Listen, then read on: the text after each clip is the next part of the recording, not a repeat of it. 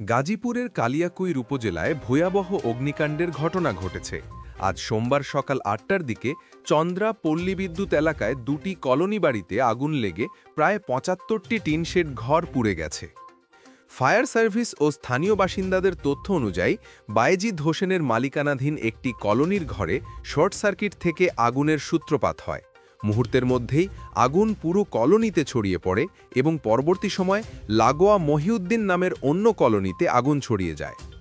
খবর পেয়ে কালিয়াকৈর ফায়ার সার্ভিসের দুটি ইউনিট প্রায় ২ ঘণ্টা চেষ্টা চালিয়ে সকাল ১০টার দিকে আগুন নিয়ন্ত্রণে আনে।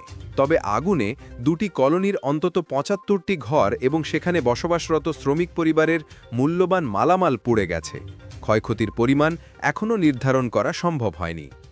স্থানীয় বাসিন্দারা জানিয়েছেন, আগুনের ঘটনায় অনেকেই হঠাৎই প্রাণ বাঁচাতে দৌড়ে ঘর ছাড়তে বাধ্য হন। তাদের মধ্যে অনেকেরই ঘর ও সবকিছু একেবারেই পুড়ে গেছে। এই দুর্ঘটনা এলাকায় আতঙ্কের সৃষ্টি করেছে।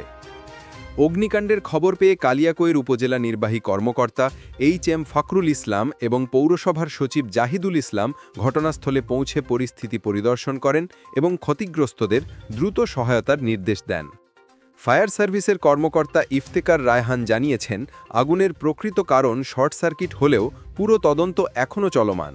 স্থানীয় বাসিন্দাদের সঙ্গে সমন্বয় করে ক্ষতিগ্রস্তদের সহায়তা করার চেষ্টা চলছে। আপনি কি মনে করেন, এই ধরনের দুর্ঘটনা রোধে আমাদের কি পদক্ষেপ নেওয়া উচিত? আপনার মতামত কমেন্টে জানান। ভিডিওটি যদি গুরুত্বপূর্ণ মনে হয় লাইক দিন, বন্ধুদের সঙ্গে শেয়ার করুন এবং সর্বশেষ ব্রেকিং নিউজ পেতে পালস নুক চ্যানেলটি সাবস্ক্রাইব করুন।